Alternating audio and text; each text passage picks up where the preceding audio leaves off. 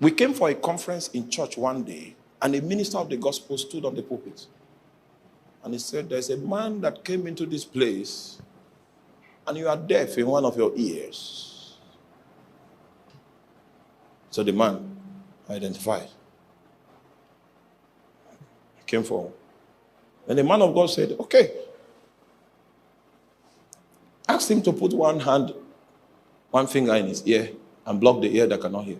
Then he prayed a simple prayer and asked him to open it. And that was the first time that man heard in his life from that ear. So after, I didn't even know remember the message he preached. After that, you know what I picked? My God can hear. My God can talk. It's okay. I went back home and I instituted night prayers.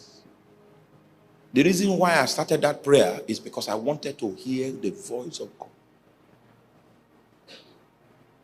I prayed that prayer for months. And God spoke to me loudly one day.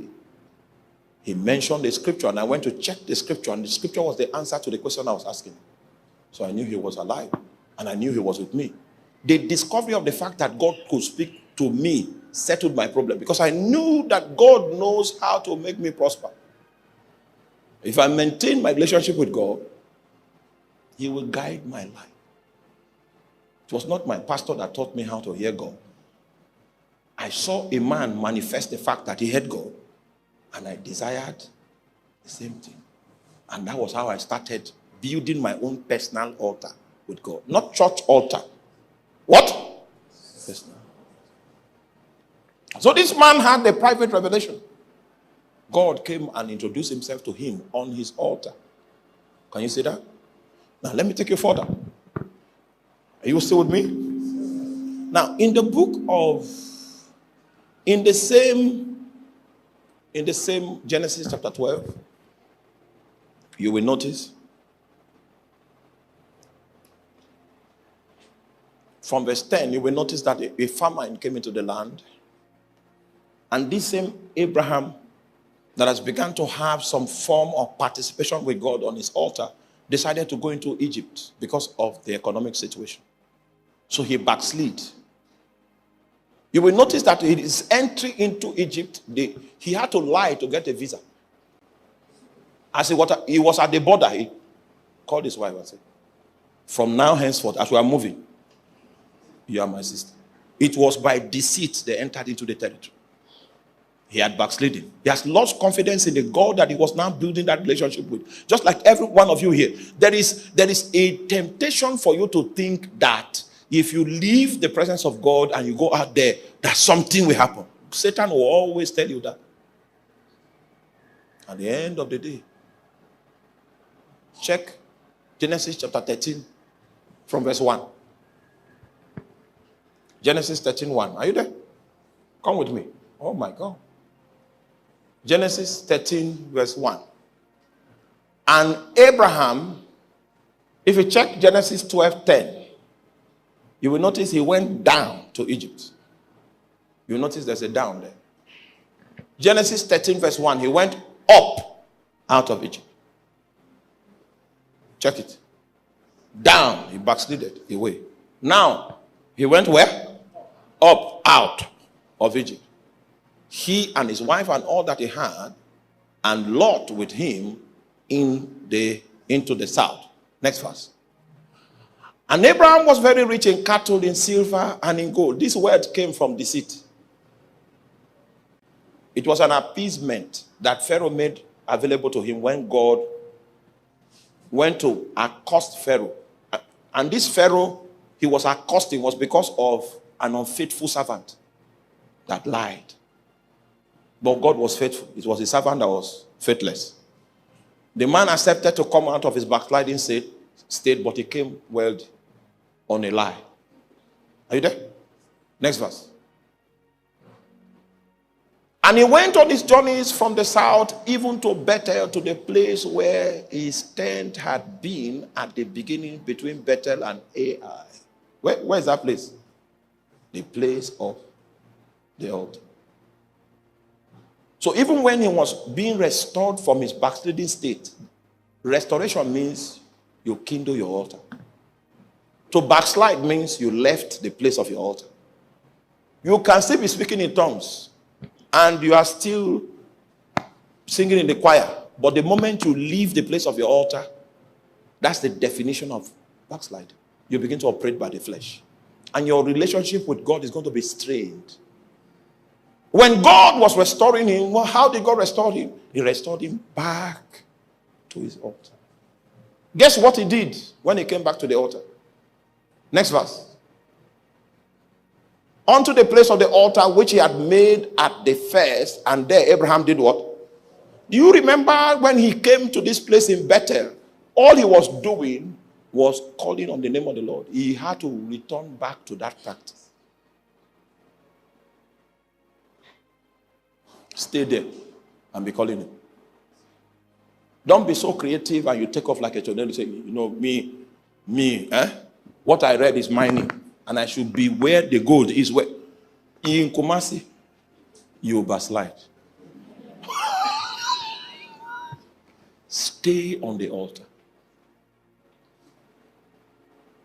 So when I finished my youth service, in fact, for the whole youth service, I fasted throughout, seeking the face of God.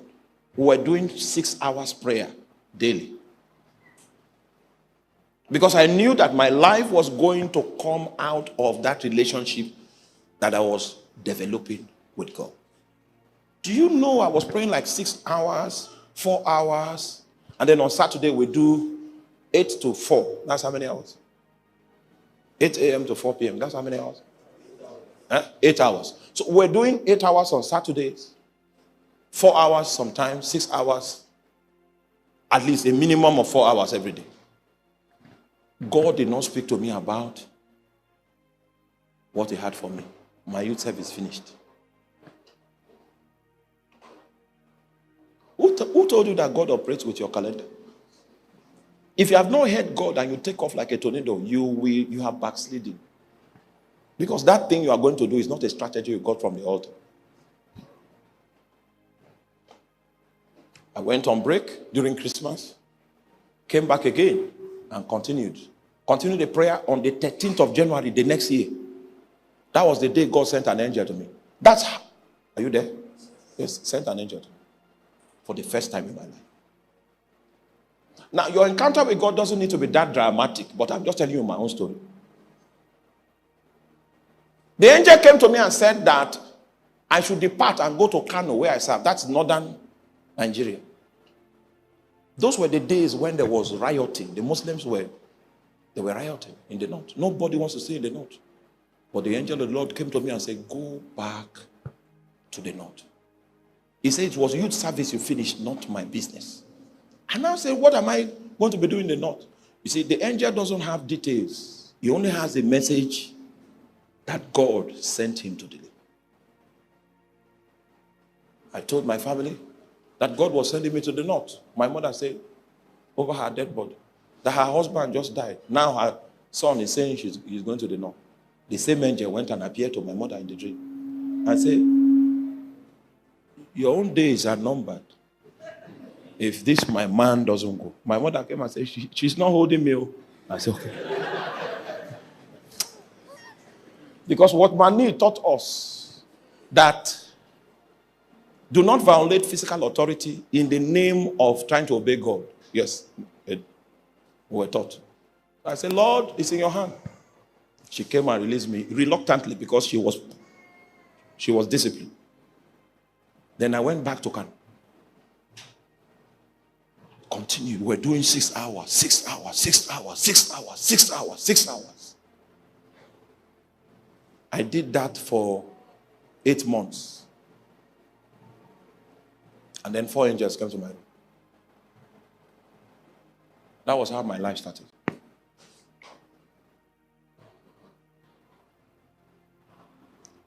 They said, you will not go into full-time ministry now. You shall be given a job. And you will invest in many destinies, and a great network shall be formed. Then I did not know what network was. This was on the 20th of October, 2002. I have them documented. You will not go into full-time ministry. I say, I'm not asking for a job. When I was on campus, you didn't allow me to finish school. You were appearing. I almost left school in 300 level. It's the elders that called me and said, we know there's fire in your bones.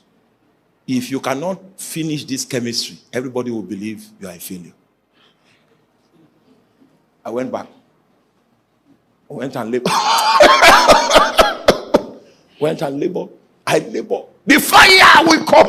I will speak in tongues, but I will still organic chemistry. I will still follow it.